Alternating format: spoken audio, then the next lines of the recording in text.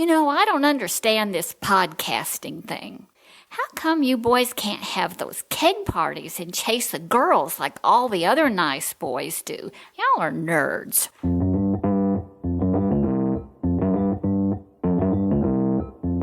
Live from Joe's mom's basement, it's the Stacking Benjamin Show.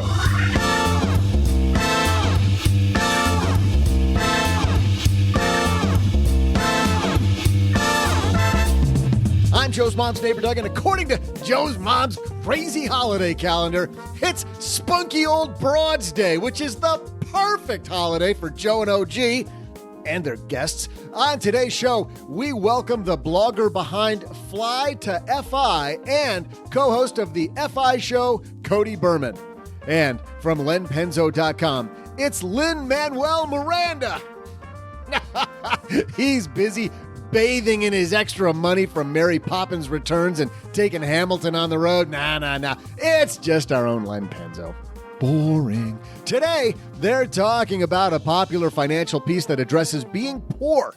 What makes you poor or rich? Plus, on the Magnify Money Call, we'll talk to one listener who has a very, very serious question. Of course, we'll still have our Friday mid-show feature, but today, we're throwing out the fintech and instead talking about your taxes. Catherine Pomerantz runs the Bookkeeping Artist, and today she'll help you get your books organized for this year's tax season. I'm sure all you spunky old broads will have fun with that. And now, the spunkiest of our gang of spunky old broads, it's Joe Saul-Sehy.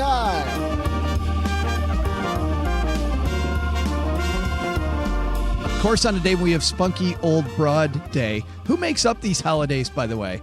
We've got 3 spunky old broads on the show with us today. Across the table is the spunkiest of the broads. It's Mr. OG. I'm having a day so far, so... you are having a day. Get ready. You and I have laptops by the same company. Mine work fine. Yours said not so much. It just chose not to show up to work today. It was on strike. It decided it was just going to shut down, right? Yeah. Yep. Yes. Yeah, just like, no. That's what it just said. It went, nah. Not playing today. So happy Spunky Old Broads Day, by the way. Okay. Yeah, that's good. Sounds totally made up, but all right. And the oldest of the spunky old broads here, it's our special guest from the Phi podcast. He didn't think I was going that way. It's Cody Berman. Hey, thanks, Joe. Good to be here. I'm not the oldest one here, just setting the record straight. Oh, wait a minute. Hold on. We don't talk about ages here, man. You're right. Age is just a number, right? It is totally just a number. And for those two guys, a really big number. Easy. We're right here. Hey, so we're so happy you're here. Tell everybody about the Phi Show. Congratulations on entering the podcasting community, by the way. Yeah, it's an absolute blast. I mean, we were just chatting earlier and just having people on and getting to talk to subject matter experts about things that I don't know. It's beneficial to me. And then we just put it out, and I'm sure a lot of other people don't know the stuff that I don't know. So it helps everybody. It's just been an absolute blast so far. The cool thing, someday we'll be like you and we'll have a subject matter expert on this show. We keep hoping someday we'll have a subject matter expert, but that's great. And everybody can find the show everywhere, right? You guys are wherever finer podcasts are distributed. Yeah, wherever they're at, you can come listen. Absolutely. Go listen to the Phi Show. Well, I'm happy you're here. And actually, the super spunkiest of the spunky old broads, it's Len Penzo. Has there ever been a Hallmark movie yet made about the holiday, the spunky old broad holiday? I don't think I've seen that. There has to have been one. You think so? They've made a lot of Hallmark movies. I know that. If there hasn't been, we should create one because that sounds like a blockbuster title right there. Hey, I think all the listeners out there should write Hallmark and ask for a spunky old broad movie. I like the pause there movie. Or whatever. Yes. Hey, you know what is a super spunky place to go and learn about awesome stuff? And also is a blockbuster, Len? No, Joe, why don't you tell me? Skillshare. Thanks to Skillshare for supporting Stacking Benjamins. I learned all about my DSLR camera, and now I'm learning about design on Skillshare. Cody's talking about subject matter experts. Listen to this, over 25,000 classes on Skillshare. You can take those for 2 months for free, unlimited access. If you go to Skillshare.com/SB, that's Skillshare.com/SB. Thanks to Skillshare. We're also brought to you by On Deck. Thanks to On Deck for supporting Stacking Benjamins. If you're a small business owner in need of capital, well, guess what? On Deck can help with over $10 billion in loans and an A+ rating for the Better Business Bureau. On Deck's a lender you can trust. Find out more at ondeck.com/SB. We got a great show. Cody Berman's here. That's enough to make it a great show, but we also got a great headline, so let's party. Hello, darlings. And now it's time for your favorite part of the show, our Stacking Benjamin's headlines. Our headline today comes from the Escaping to Freedom blog. This is written by Ricard Torres. Why You Will Always Be Poor. I thought this was a clickbaity title, so I clicked on it. Yes, and I got there. And he says even, quite a title, right? Well, statistically, most people will always be poor, although not in the way you might think. It's not just about the money you've got in the bank or your income. I'll get to that in a minute. First, let me ask you a question. He has two people here, Len. He's got two people. He's got Jenny. She's a high-flying executive making over $100,000 a year, drives a BMW X6, lives in a massive house in suburbia, 6-room swimming pool, etc. In other words, she's the definition of success. He says at least society's definition. On the other hand, there's Patricia. She's the opposite to Jenny. She's a teacher who earns $40,000 a year, drives a reasonable and cheap Toyota Yaris, lives in a small rented flat in the city. The untrained eye, she's just an average person, nothing to call home about. Here's the important part. What if I told you Jenny was actually poorer than Patricia? Being rich or poor isn't all about how much money you've got in the bank. It's a state of mind and the decisions that come with it. Len, you agree with that? Yeah, I do agree with it. It's a state of mind. I think what he's trying to show here, Ricard is trying to show here, is that appearances can be deceiving. And you can have people look like they've got all the trappings of wealth, but they could be mortgaged to the hilt and in debt and miserable because they are constantly in search of money, working to keep their head above water, whereas the people that are living modestly and are spending less than they are earning, it could be that they might not even have to be working at all. And clearly, I want to draw a line here. We're not talking about actual poverty here. I mean, we're not having a discussion about poverty because that's a whole different discussion. We're talking about the feeling of being rich. So before people start to email me about, you guys don't know crap about poverty, please don't, because poverty is a whole different thing. But this idea, Cody, of feeling rich, right? Of being rich, of investing in assets. Do you agree with what Ricard's saying? Yeah. I mean, man, I see this around me all the time. So for people who don't know me, I'm not the oldest of the bunch, like we mentioned before. I'm kind of fresh out of college. That's the second time you've said that, Cody. Okay, yeah, we get it. You're half of Joe and Len's age. Got it. Understood. He's the youngest of the spunky old broads here. The youngest of the bunch. I'm seeing this a lot coming straight out of college, where people are getting these flashy jobs. They've never had this type of money before, and people are going out and just spending every single penny they're making. And some of them are even going into debt to get these fancy cars, to get the fancy house. And yeah, I think he's totally right. This article it's the typical millionaire next door, where you have someone who's saving a huge portion of their income. Maybe they're driving an old Camry and they're living in a 1,500 square foot house versus the person who's spending all their money, but they look like they're the man. Oh, gee, you must see this all the time with clients, right? The client who looks the richest. I remember when I was a financial planner, clients who look the richest rarely were the wealthiest. I have a big problem with the 6 rooms being considered a massive home. I mean, let's get real here. I mean, that's still pretty modest. I mean, and depending on what kind of swimming pool, it could easily be, a pretty crappy swimming pool. So Jenny could still be living a pretty modest life. I'm kidding. Of course. Of course. Jenny's got some work to do. To be a baller. If Jenny wants to be part of the cool kids club, she has got to up her game. I'm saying, I mean, the X6 is nice, but outside of a house that only has 6 rooms is, I mean, well, one thing, OG, that I saw in here, it said, he assumed the massive house in suburbia was, more expensive than the small rented flat in the city. It all depends on where you live, right? Yeah. There are small flats in New York City that would cost 10 times the amount of a nice mansion in middle America. I think that the biggest lesson in this and other things similar to this is at the very end, where he talks about how poor people, air quotes, tend to buy things that are depreciating or tend to buy liabilities, things that cost payments, versus wealthy people who tend to buy things that cash flow things, whether it's, he mentions individual stocks that pay dividends or real estate or something like that. And that's really the biggest distinction. As opposed to spending $40,000 on a third car, why not spend $40,000 on a rental property that pays enough money that you can pay for your third car with the rental property, with the income that comes in from it or whatever. Yeah. Yeah. It is very difficult to stay away from the keeping up with the Joneses trappings for sure. He references Rich Dad Poor Dad here. Any of you guys read that book? Yeah. Yeah. Cody, what did you think? I love that book. Honestly, it's like one of the pillars of personal finance. Yeah, I read that book, you read The Millionaire Next Door, and you're set. Yeah, Len, I actually think you'd really like this book. It is a quick read. It's a story. It's a lot of fun. OG, you read Millionaire Next Door? Or not Millionaire Next Door, sorry. You read Rich Dad Poor Dad? Rich Dad Poor Dad. Yeah, no, I've got it. Yep. Yeah. Like I read it 20 years ago probably. But Yeah. But that's the whole idea of buying assets instead of buying liabilities. Use your money to buy things that are going to make more money as opposed to buying things that are going to cost you more money. I want to turn this on its head, though. There was actually a reason I brought this up, and it's because Cody's here with us from the FI podcast. Obviously, the rise of FI in our community, and it's pretty exciting. People chasing financial independence. But does that come with something else, which is kind of an over-sexiness of living in a trailer on $2,000 a year? And how Jenny is clearly richer here because she doesn't have crap.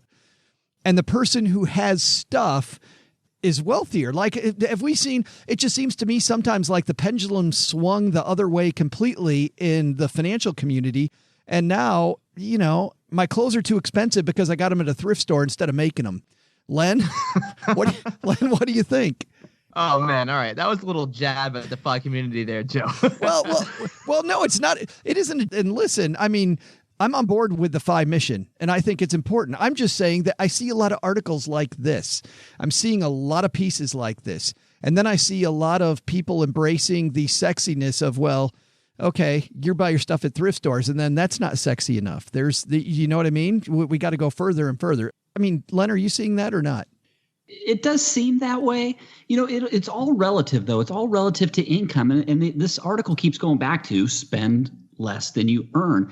And there's degrees, right? So if you're making, say, $100,000 a year, you can live pretty comfortably and not like a pauper and still do the saving and investing in assets that Ricard is talking about here without, living like a pauper. Whereas if you're making less, say 40,000 or 30,000, then maybe you have to cut back a little bit more, but it's all degrees, Joe. So, my point is, you're right. I agree with you. Yes, you don't have to, it all depends. Well, I'd like to highlight just a little counterpoint there is I think a lot of people in the financial independence space are buying things based off of value. So it's like, maybe you're a crazy car guy and you really want that Lamborghini, but like how much more joy is a Lambo bringing you than like a 2000 Camry? And I think it's just a lot of value propositions like that. It's not that people want to go make their own clothes or live in a shed or whatever, but they just don't get that much more value out of like a house that's double the size or a car that's 10 times as nice. They value things like travel and family and relationships. Yeah, so but I guess that's my argument to this. No, but that still is a value proposition. I mean, if somebody loves cars, we've got the auto show going on right now in Detroit, right? If somebody's a huge car buff and wants a Lamborghini, I mean, how much more joy does that get? I don't know. It isn't me. I mean, clearly it's not you, but it might be to them. OG, sometimes you feel like we're assigning this value proposition on other people. I don't know. I'd say that a Lambo probably does provide 10 times as much utility as a 2001 Camry. I mean, I'm just saying that. How about a Yaris? Yeah, probably 12 times as much as a Yaris, actually. But no, it does boil down to your own personal utility, and it ultimately gets to the point of enough, which is to say, I've made $600 in my lifetime for one calendar year once. I remember doing it. It was within the last 20 years. My wife remembers it also. She asked me kindly not to do that again. She's like, okay, cool. We've got the martyr thing shot down. We're good. Check that box. No more. There's a big investment year in my business, needless to say. But then I've had the opposite extreme too. I've made lots of money in a year, and there always seems to be enough food on the table. But the differences between the really lean years and the really fat years isn't the quality or quantity of the food. It's the extra stuff that happens around it. It's we were able to go on 3 vacations this year instead of 0 or 1, or we send the kids to, this summer camp instead of that summer camp, or we were able to fly the parents down instead of having them, drive down, or whatever the case may be. And there has to be a point along the way where you go, kind of like what Len said, where after you get to a certain amount of income, you just have to be okay with that. There is no limit, by the way. That's the problem, because they make $300,000 watches. They're really nice. If you haven't seen one, I mean, they're pieces of art. It's unbelievable. It takes people like 3 years to make these things. They're unbelievable. But they make $300,000 watches because there's some dude out there with $22 million this year of income going, well, hell, I got 2 Ferraris and a big, $10 million house. Now what? That's a great point. You got to be okay eventually with going, I'm good. That's a great point. I remember actually Dave Ramsey talking about this one time. Don't compare where you are to where somebody else is. Like, just because that guy can drive a Lamborghini, maybe he has $22 million a year as income. So for him, driving a Lamborghini is like driving a Yaris. Yeah. He walks. Well, no, it really is. I mean, it's hard to really quantify and comprehend in that regard. But yeah, you start dropping zeros off of paychecks, and I've never made $68 million in a year. But if you religiously make $68 million a year, I mean, yeah, you're going to eat at Ruth's Chris every night because you don't care. It's like, okay, that's good. It's $1,000 for dinner. It's not a rounding error. But there is something to this idea of buying stuff, and how when you buy stuff, and somebody said this to me the other day, that when you buy stuff, originally you're really excited by the stuff, and then over time that stuff decreases in value in your head. In other words, I have this, I've got this coffee mug here that I got in Chicago. When I first got it, I remember I was pretty excited. As excited as one could be with a coffee mug. This is a really poor example, but okay. It says Chicago on it. It was amazing. Wow. I'm like, you know what? Amazing. I'm going to remember this trip to Chicago that we went on because I bought this mug, right? 3 years later, I got no clue what the hell happened on this trip. I mean, I barely. Why do I have a Chicago mug? I don't even live there. I barely remember anything about this mug. But things that you buy in general depreciate in your mind in value. You follow me? I mean, not just the utility doesn't change. I mean, sometimes it does, but in general, you think less of it the longer you've had it. You're like, oh, I've had that thing forever. I don't like it as much. But experiences on the other side seem to appreciate in value, where you go on a trip and while you're on it, you're like, yeah, this is pretty cool. And then the next year you're telling friends about it. It was pretty damned awesome. 10 years later, it was the most epic vacation you ever had that can never be replicated. And experiences seem to do the opposite. I just find that to be interesting too. Less stuff, more experiences. Len, you feel the same? Yeah, isn't that amazing how that works? Yeah, you know what? Come to think of it, I can remember every trip I've ever made from the time I was.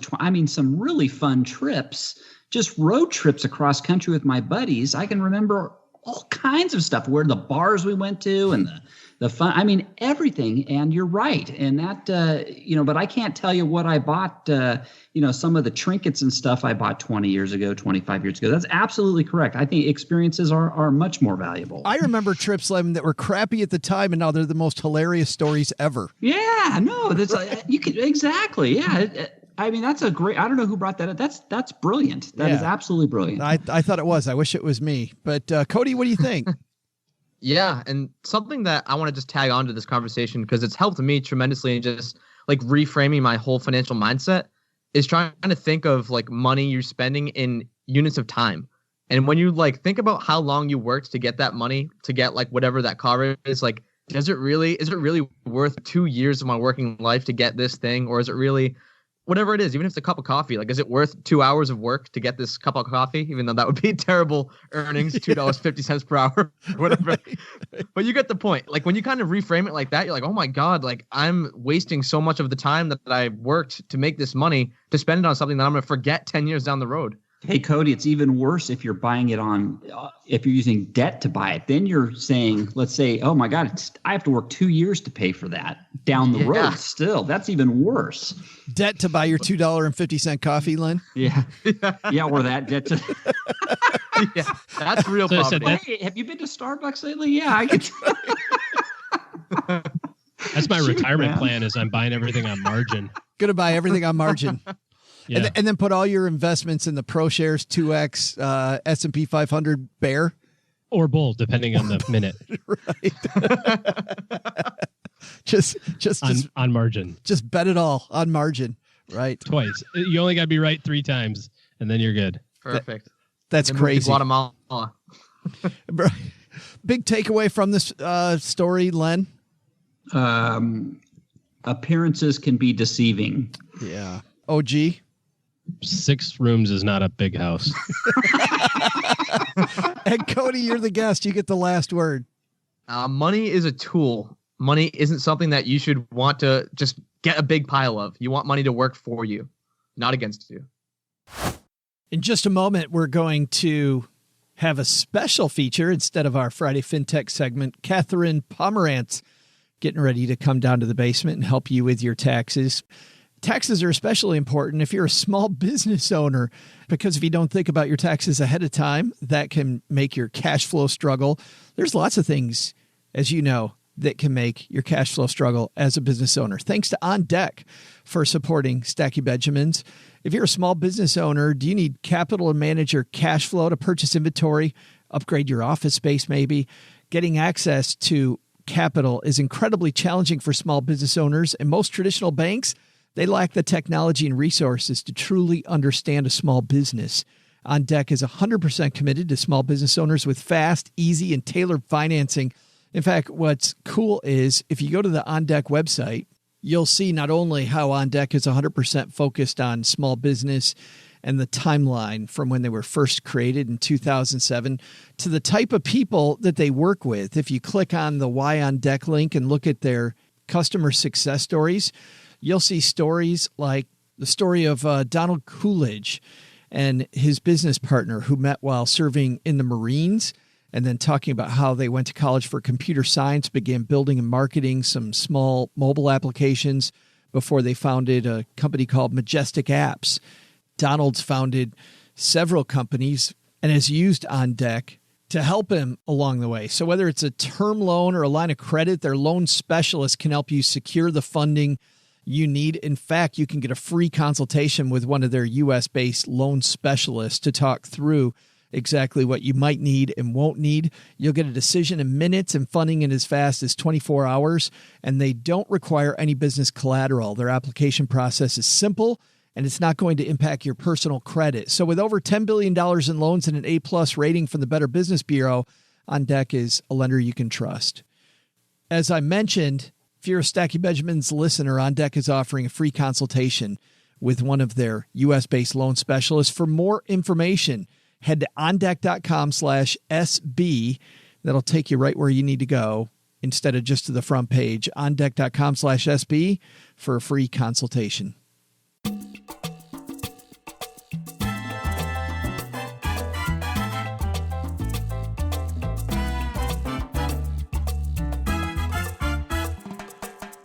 Well, Catherine Pomerantz is a person who is an actor who also became an accountant. How about that? That's a life change, isn't it? And she's capitalized on her artistic background to create her company, The Bookkeeping Artist. And today she's going to help you and I turn this year's taxes into an art in prepping for this year's taxes. So let's say hello to my good friend, Catherine Pomerantz.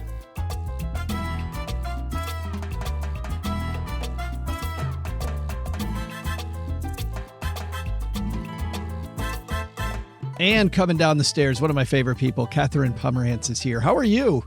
Oh, I'm excellent. Thanks for inviting me to your mom's house. Well, this is a busy time of year for you, though. I was surprised you could make it. Yeah, it is. But I can always make time for my money friends, I should say. I can't always make friends, I guess. Yeah. You can always make friends. You are very good at making friends. I can vouch for you there. But yeah, thanks for making time for us. So, this time of year, because I'm sure that you get lots of clients that have shoe boxes full of stuff, or the virtual equivalent of that if you're working with people with electronic files. Tell me, Catherine, what we do to start pulling our stuff together so that this tax season goes more smoothly than the others. Yeah, absolutely. It's definitely stressful. I mean, you could hear my brain leaking out through my ears in my earlier making friends comment, right? I mean, we all feel it. So. Yeah.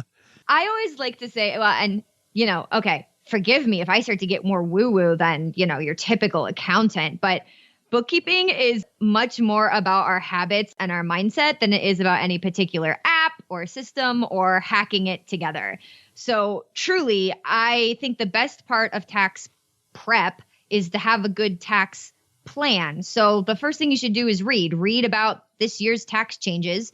Particularly, we just had a massive tax overhaul in the US, but every year tax limits change.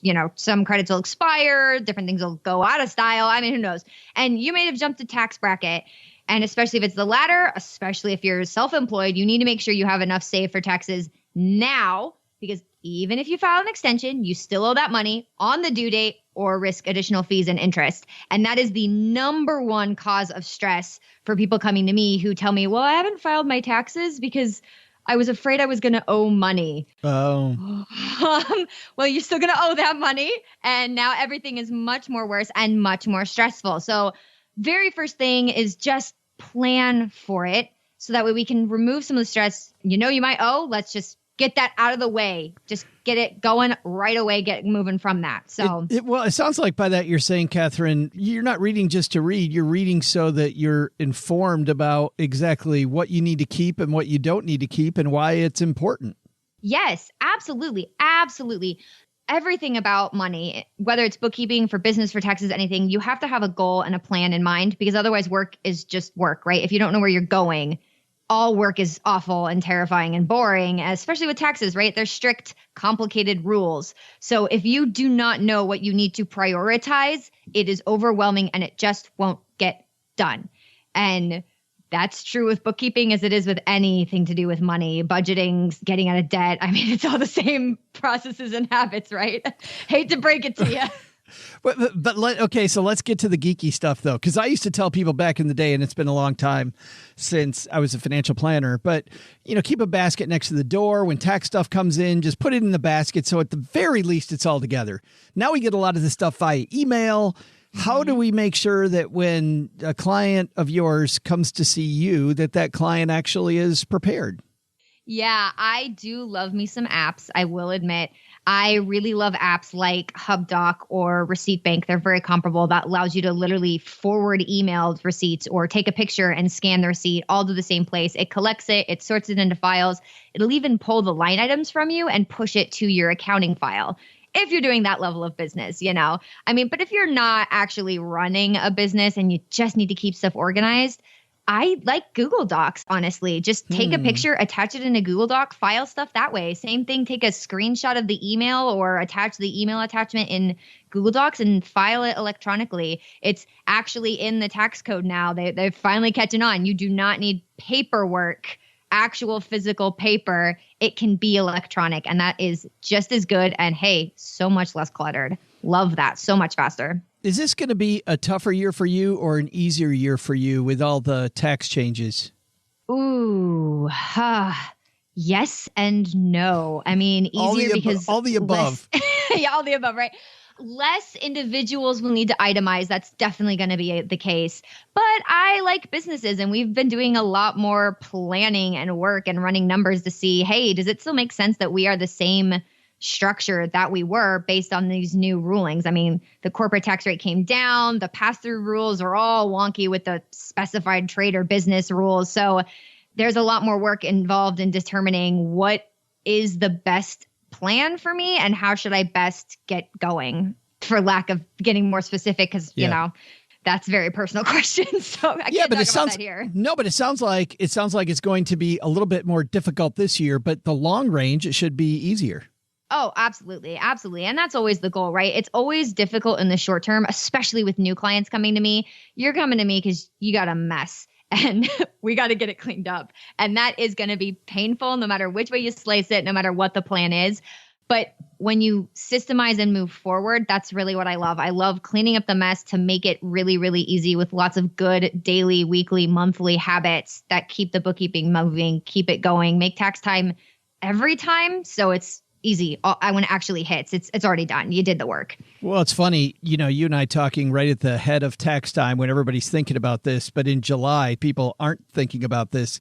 What can we do in July and August and September that makes this stuff easier? Yeah, I do love to say tax season is every season. And I am a huge fan of checklists where, yes, I use nice apps and apps are great, but I am a huge fan of daily, monthly, weekly checklists. So if, for example, you're a service provider, because invoicing is always going to be a big one, right?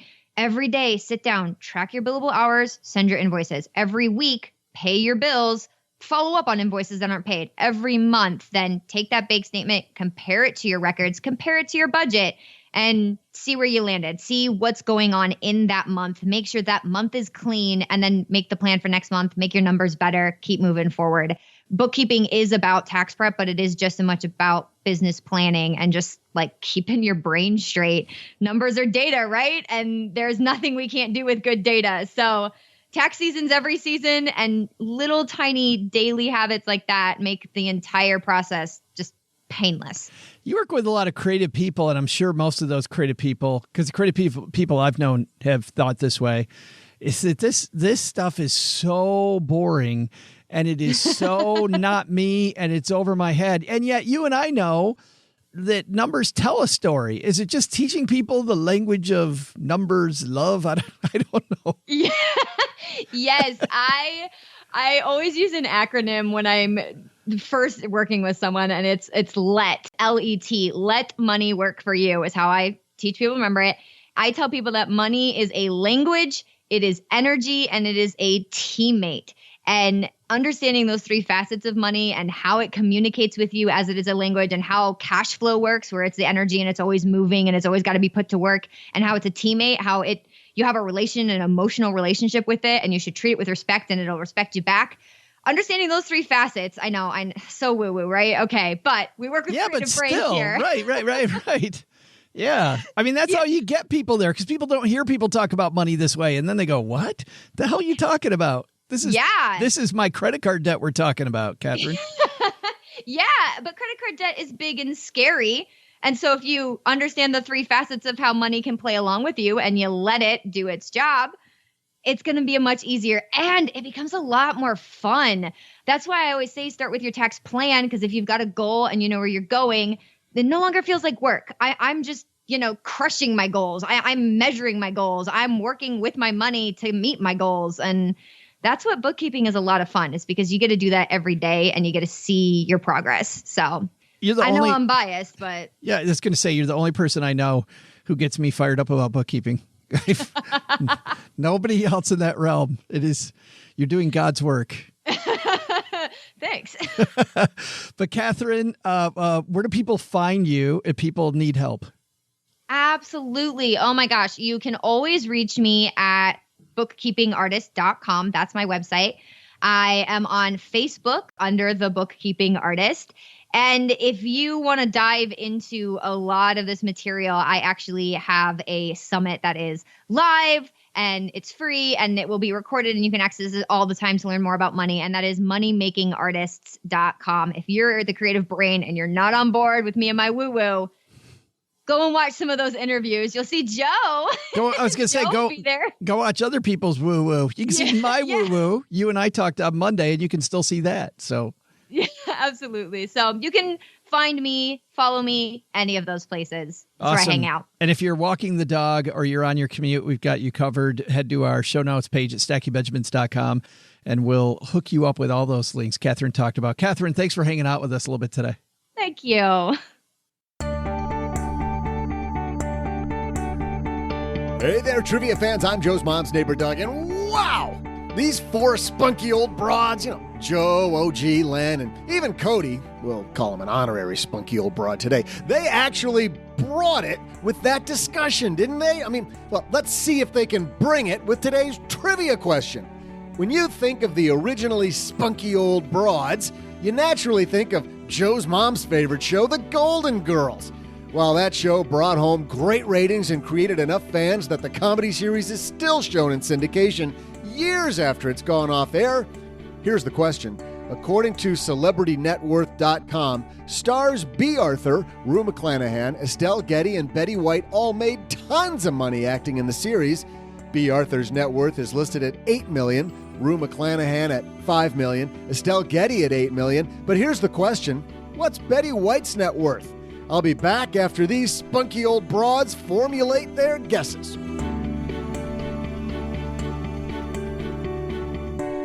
All right, we explain the rules to the shindig to Cody backstage. Very complicated rules, aren't they, Cody?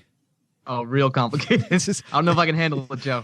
This is a tough game. All right, Ashley had to show up so that OG could get on the board. So congratulations, OG. Thank you. You got Ashley. one. Yep. Yes, good work. And that means it's been the longest since Len has won. So Len's going to get to choose first. Do you go first, in the middle, or last? Oh, I'm going last this time. That's weird. Like he's played the game before. Cody, where do you want to go, first or in the middle? I'm on the middle. Yes, which means OG, we're talking about Betty White's net worth. Was that a euphemism for anything? If you know what I mean, right? Betty White's net worth. Okay, so she's like 1,000 years old. She started saving $1 back in 2006. So you've got B. Arthur at $8 million, Rue McClanahan at $5 million, Estelle Getty at $8 million, the other three stars. Yeah, but Betty's been in show business longer than everybody else. So I'm going to say... Well, she's done more. She's done more stuff. I think those other women have been in show business the same amount, but she certainly has been in more hit shows. All right. Yeah, whatever. Anyways, $100 million. $100 million. Oh, wow. $100 million. $100 million. Okay, so I'm up. Yes, sir. Oh, man. That is a high guess. All right, I'm going with 31 million. 31 million. Any thought behind that one? Honestly, just random number that came to my head. But just much bigger than B. Arthur or Rue McClanahan or Estelle Getty. Oh, yeah. Betty White's way bigger than them. Yeah, yep. Len, you've got the ball. So, okay, well, I've always got the ball, Joe. You know that. But I'm going to share a couple thoughts. Well, actually, I'm going to share a thought with you and a story. So my first thought is, I'm shocked that Rue McClanahan and B. Arthur's net worth is that low. I am too. That is not very. I mean, I don't want to say impressive. It's shocking. For some people in the entertainment industry, that's their net worth. Yeah, B. Arthur. They bought a lot of sticks from homes. So that's the first thing that kind of threw me. The second thing, I'm going to share a story with you. I have a buddy I work with. One of his good buddies was dating Jennifer Lopez. And he actually went on a trip with J-Lo and his buddy. Actually, it's his buddy's brother. So he's friends with his buddies. He's friends with his buddy who was dating Jennifer Lopez. They went on a vacation somewhere down in Mexico. I love how specific this story is, by the way. No, I know you think this is, I swear this is totally true. Yeah, I mean, he was down there for a week. He was down there for a week with J-Lo and her boyfriend and his buddies and his buddy who was the brother of who J-Lo was dating. But one night they were playing Cards Against Humanity.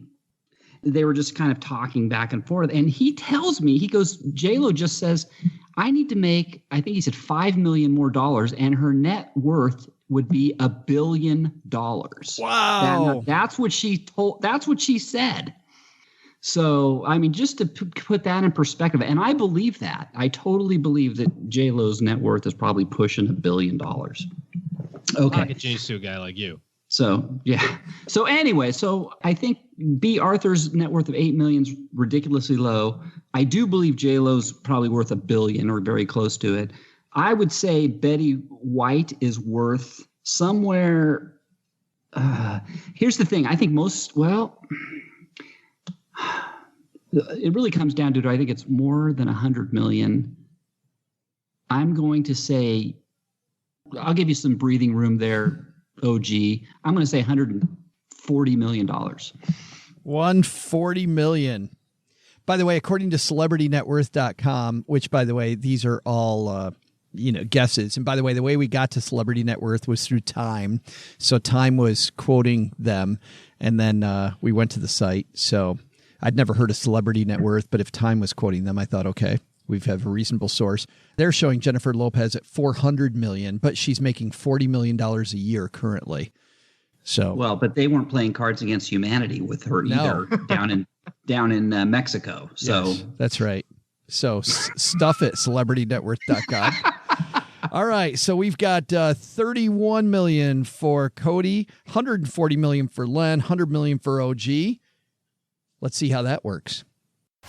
Well, I spoke before about how On Deck has helped me with my photos. And if you're somebody getting our newsletter, The Stacker, you haven't seen my photos yet, but man, they're already getting so much better than they used to be. And very soon, later on in our sequence of the next 52 weeks, you'll start seeing some of my pictures there. I don't know, maybe we'll put some of them on Instagram as well as I continue to get better. Stacking Benjamins is brought to you by the place where I took that class, Skillshare. Skillshare is an online learning community for creators. More than 25,000 classes in design, business, financial planning, by the way, lots of financial classes, financial planning, financial concepts. You'll discover countless ways to fuel your curiosity, your creativity, your career, work on your money. Take classes in social media marketing, mobile photography, creative writing, even illustration. I'll tell you which one I'm on now that I finished my DSLR class. I'm now taking graphic design basics, core principles for visual design. Like when it comes to designing this show, I feel like I know what I'm doing when I write. But visual design, I know what I like, but I don't know how to put it together. And so I'm taking this graphic design basics class. Get this. The class is taught by, among others, Ellen Lupton, who's the curator of contemporary design at Cooper Hewitt Smithsonian Design Museum in New York City. I'm actually taking a beginner class from someone who is one of the foremost experts in the field, and it's all because of Skillshare. So whether you're looking to discover a new passion, start a side hustle, or gain new professional skills, that's exactly what I'm doing, hoping to gain new professional skills. Skillshare is there to help you keep learning, thriving, and to reach those New Year's goals. Join millions of students already learning on Skillshare today with an offer just for our Stacker family. Get 2 months of Skillshare for free. Skillshare offers you a little bit of free if you go through the front door, but we've got the secret entrance just for Stacking Benjamins listeners. Skillshare.com/SB gets you there. Go to Skillshare.com/SB to start your 2 months now. Skillshare.com/SB. Hey there, all you spunky old broads. Ready for today's thrilling trivia answer? No, that makes two of us. No, seriously, I have not even looked it up yet. Okay, I'll just log in over here. And, oh yeah, hey, here was today's question. On the Golden Girls set, B. Arthur accumulated a net worth of $8 million, Rue McClanahan $5 million. Boy, she was pretty fiery, wasn't she? And Estelle Getty $8 million. But how much is Betty White reportedly worth? Well, White, of course, has appeared in tons of different shows, and because of her long and amazing career, she has accumulated, according to CelebrityNetWorth.com, $75 million. Wonder if she spent any of that. Huh. How about that? And I thought they said she was loaded. That's nothing. That's nowhere near the amount of money we're going to get with this show gets up to 4 listeners. I'm going to be rolling in it. See ya. I went the wrong direction. Suckers. Cody wins. Chalk one up. You know what? That's 2 times in a row now that the guest has pulled off the victory. I was just about to say that. And I, that's a point for each of us, right? We're on the same team. Maybe we need a staff upgrade. Maybe we need a staff meeting. Staff meeting here. Maybe. Pretty close. I'm still happy with that guess. Yeah, you were far. I mean, 75 to 100 for a lady like Betty White, that's a rounding error. Yeah, but you know what? Let me just say that, I mean, how accurate do we know that? I mean, they totally underestimated J-Lo's net worth. So Allegedly. by half. There you got it. From the guy whose brother's best friend's cousin played Cards Against Humanity with her. Was at in some Mexico at the same time as J-Lo. This is my coworker. My coworker, actually, he was with J-Lo on this vacation. He was with her. We know your He coworkers. sat at a table with her, played Cards Against Humanity. She made dinners for them. She made, they went out and he hung out with her for a week. Cheryl and I hung out with Jennifer Love Hewitt last week. Really? No. No. I'm saying your coworker's making crap up, Len. No, he's not. I swear to no, he's not. He's absolutely not. I got a photo of him together. Not with it. Just it was kind of he took the picture of with her. Actually, the paparazzi took the picture and he pointed to him. He was in the picture. He pointed to himself. Yeah, he didn't take the picture. The paparazzi took the picture and showed me the picture. Yes, that's what they do every time in the basement here. As soon as we get done recording, paparazzi right outside the basement window. Hey, let's take out the magnifying glass and help somebody do better with their money. Today's hotline call comes to you courtesy of magnifymoney.com. When you head to stackingbenjamins.com/magnifymoney, you know what? You find those financial products you use every day. They're nowhere near best in class. Over 92% of the products available online are all ranked at Magnify Money. Head to stackingbenjamins.com/Magnify Money for more. In fact, interest rates going up quickly on savings accounts and money markets. Looking good if you're a saver. Let's say hello to Tyler. Tyler's got a question for us. Hey, Joe and OG. This is Tyler. I have a quick question for you. One is the Magic 8 Ball for 2019. Will the stock market see a correction of 5% or more this year? Thanks for everything. Look forward to hearing from the show. Obviously, Doug is the brains behind the operation. Don't let it go to his head. Bye.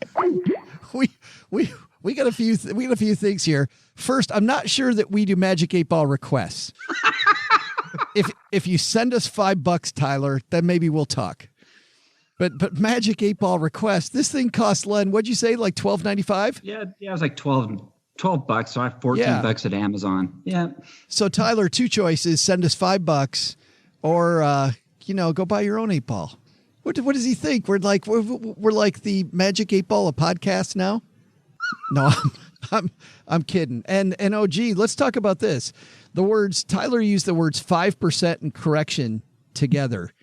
Did you actually see me roll my eyes? Would you like to? Or did you see me sigh from across the room? Would you like to talk about 5% and correction together? I love giving Tyler a little bit of the business.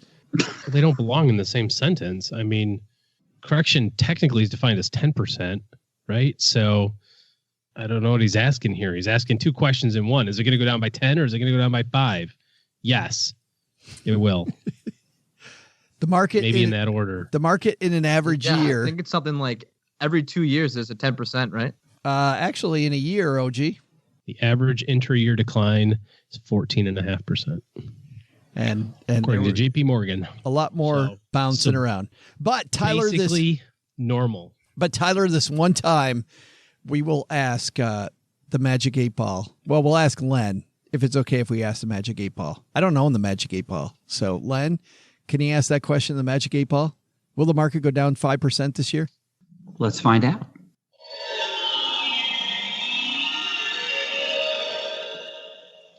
Definitely not. Wow. Oh. I'm actually surprised it gave a negative answer. Len didn't think it could. He was. The answer is no. Wow. I think we heard you the first time. It was reiterating. Yeah. He's like, listen, dude. Yes, I am sure. It's on fire. Happening. The answer is yes. 2 no's and 2 yeses. I think we can see what's going on here. Hey, Tyler, it's going to do whatever the hell you want it to do. Apparently. Oh, boy. But the first answer was no, which means no, Tyler, it's not going to do -5. It's going to do -20. Probably. Doesn't mean it won't do -6. I don't know what that means. We actually also, thanks, by the way, for that, Tyler. And you know what? We will send Tyler a Greatest Money Show on Earth Circus t-shirt. But we also get letters in the mailbag. And because we thought Tyler's was kind of funny, let's try to answer a serious question. This comes to us from David. David says, we have twin girls who just turned 7. There's about $3,000 in cash sitting in our safe at home from the 7 years of Christmas, birthday money they've received. For years, we've been meaning to open a savings account for them, but never got around to it. We bank online with Schwab, and they do not offer a savings account for kids. Question is, should we, 1, open a kids savings account at a normal bank? Number 2, open a kids savings at my credit union. 3, just keep the cash in the safe so they can have more of a physical value money. Or 4, is there something better we can do with this money for them? Any bad advice would be appreciated. David, thanks for the question, David. Cody, you're the guest, man. What do you think? Ooh, I'm going to go for number 4 here. I think there's something better than all the things he said. And it's something that I heard. I don't even remember who I was talking to that did it, but if you can get your kids to do some kind of task for you and you pay them a quote unquote fair market rate, like you take a few pictures of them, pay them $500, that's earned income. And you can toss that in a Roth IRA for your kid, no matter what age they are. And I think that's just one of the most powerful tips I've ever heard. I think David could definitely do that for his twin girls. Open up a Roth IRA for your kids. I like that. Len? Gosh, that's actually extremely clever. I don't know how I'm going to follow that one, Cody. What I was going to say, and now this seems really stupid.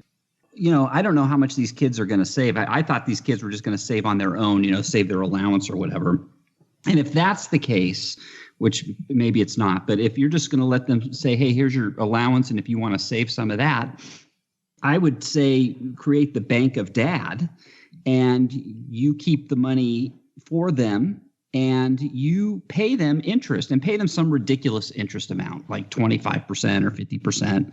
And then that way they can see physically how their money grows over time, especially when they're young kids. And it kind of gives them into the habit of knowing that if they can save money, good things come from that. So that's my 2 cents. I know that I like Cody's answer better. Well, I know that on our Friday FinTech segment, though, the FamZoo crew, Bill Dwight and his crew, they have it set up so that you can pay phantom interest and it will automatically track it for you. So famzoo.com. It isn't free. There's a small fee to use it. StackyBenjamins.com/FamZoo is our affiliate link if you want to help the show while you do it. But I like that as a way to do what Len's talking about. Because if you pay that ridiculous rate, you can explain to them later that that's not what banks pay, but you get used to saving instead of borrowing. And you see, as a kid, you see borrowing all around you, Len. Yeah. Back when we were kids, Joe, I know most people won't picture this, but really, until about 1980, buying things on credit was a real no-no. Most people didn't do that. They stayed away from it. People saved money to get what they wanted, or at the worst, they would put things on something called layaway. Remember that? Layaway, yeah. Remember that? Yeah. If you didn't have the money, you wouldn't use a credit card because credit was bad. What you would do is you would take it to the store layaway counter. They would hold it for you, and you would make payments. Interest-free, there's no interest. And when you made your last payment, you would come and you would pick it up. So, I mean, things have changed over the years, and credit is now seen as maybe to a detriment. Sometimes it's too much credit, too much of it.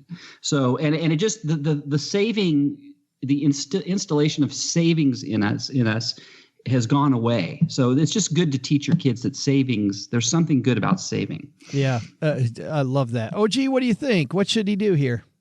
I like the Roth thing. The biggest problem with the Roth, just remember with that strategy, is that it's got to be reasonable compensation. So, $500 for the year, whatever, no big deal. Don't be paying your kid $6,000 to mow the grass because the max is $6,000 for the year or something like that. You might find yourself in some hot water there. So I love the Roth thing because obviously, you compound $1,000 in a Roth IRA for the next, 57 years for this kid, and it's going to turn into a crap load of money.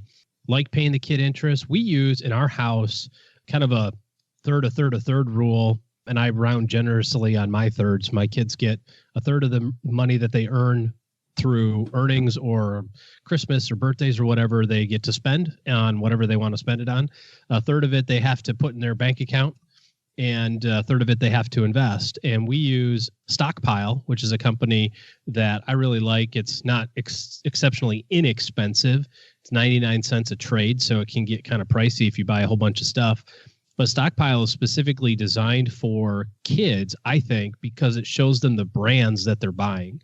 So instead of saying, hey, let's go buy Microsoft, my kids see Xbox. Instead of buying Kellogg's, they see Pop-Tarts, and so on and so forth. So they get to kind of thumb through the brands that they do business with now, Apple and Xbox and Pop-Tarts, and they can say, oh, well, I want to own part of that company. You can buy fractional shares. They get the dividends on a dividend reinvest program.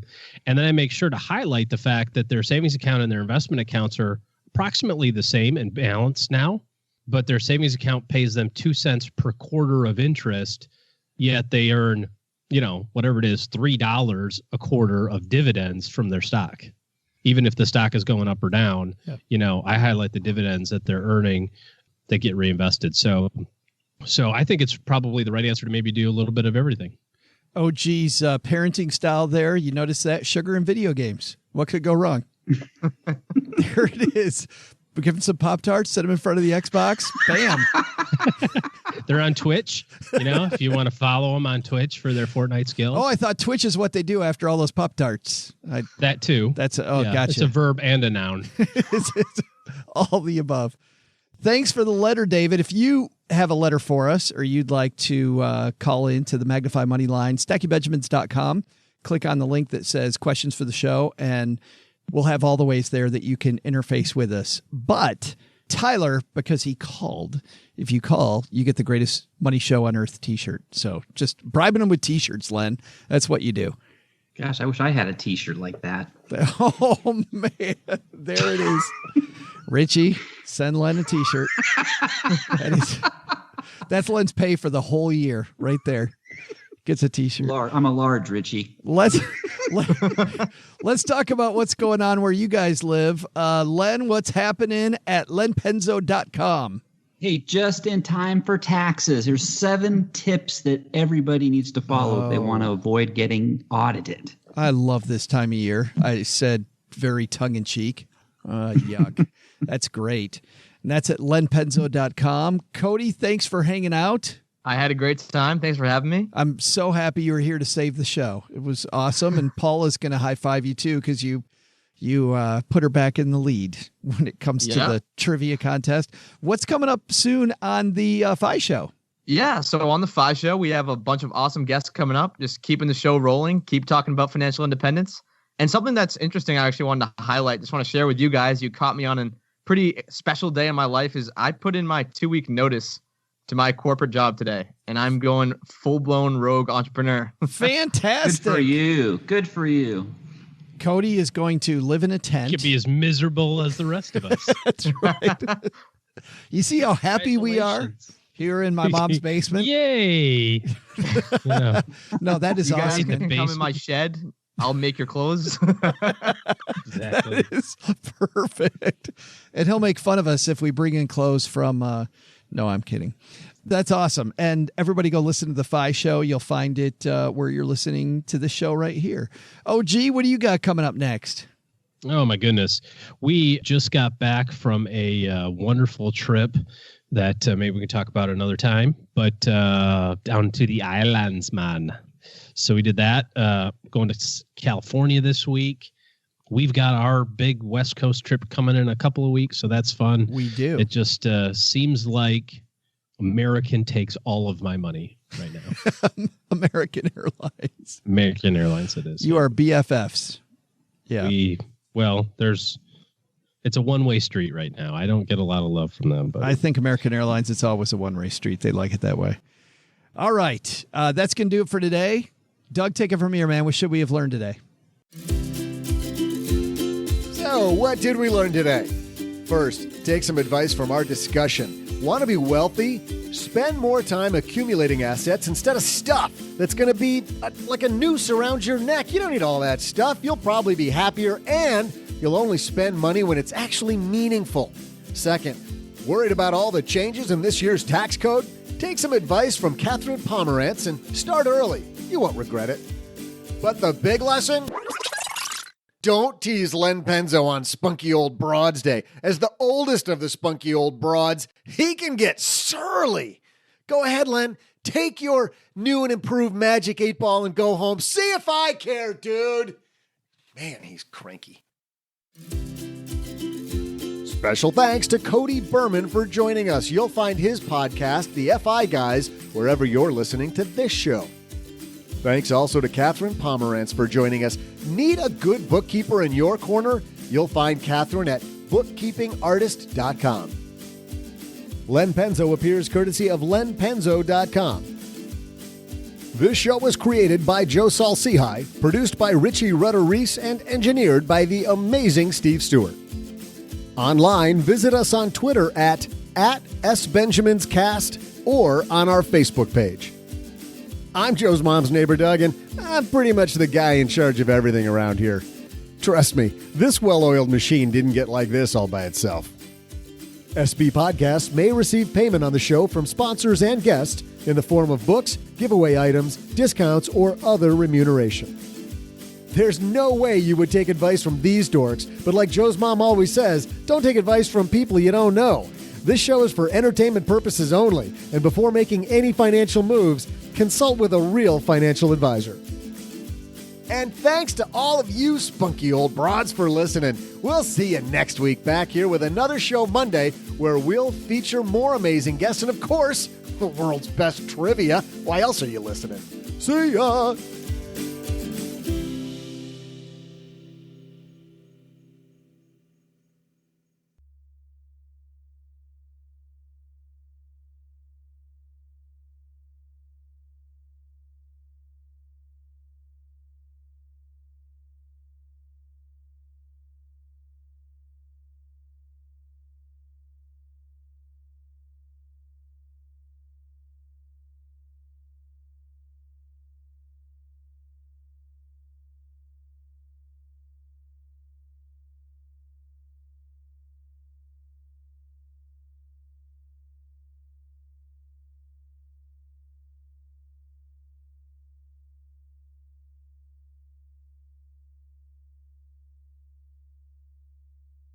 We don't have Paula here today for the after show, so I thought we'd do this, guys. I thought we'd talk about, you can't talk about with Paula what movies you're watching because Paula doesn't watch any movies. So I always want to bring up that topic. So OG and I talk about that Monday and Wednesdays. But let's see, Len, you and the Honeybee watching anything good? Gosh, you know what? I'm terrible with that. I've seen some good movies. I'm terrible with the titles because they're kind of obscure. The Fall of, I'm sure it was called The Fall of Western Civilization or How to Build a Bomb Shelter More Quickly, a documentary. No, one of these was with C. Thomas Howell, and he was a, hold on. Hey, Honeybee, what was the name of that movie we saw with C. Thomas Howell? No, she doesn't remember either. See, that's what happens when you get old. But it was a Western movie. It was really good. It was a Western about these warring railroad guys and then these other town people, and there was like a little war between the two of them. It was really good. I really enjoyed it. It was a couple days ago we saw it. I just can't remember the dang title. Sorry, Joe. Was it called A Gunfighter's Pledge? No. Okay, that's the first one that came up. Was it called Changing Saddles? No, but Blazing Saddles is great. How about Dead Man Standing? Yeah, I think that's it. Dead Man Standing. I think that's what it was. Yep, Dead Man Standing. That's what it was. Dead Man Standing. And that was a really good movie. Really good. That's awesome. Cody, you seen anything good lately? Yeah, I just saw that new Venom movie. I don't know if you're into superheroes or not, but it was actually pretty damn good. Like, it reminded me a lot of Deadpool, where he's kind of not good, not bad. He just does whatever the hell he wants. I'm with you. We saw that too. I saw that about a week ago. That was a good one, Cody. Yeah. That's interesting. That's one that I missed also with all the superhero movies. I got to say, I love Tom Hardy.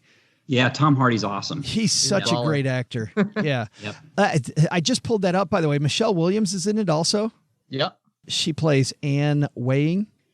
And doesn't that get you? Tom Hardy's like British, right? Yes. Does that ever amaze you? These guys that do the American accents, and then you see them at the Oscars or wherever you see, so you see them on an interview show, and they're speaking their normal tongue, like a very thick it's accent. Like, what the hey? It's just the wildest thing. Yeah, that's wild. Anything else you guys see that you want to point out that was good stuff?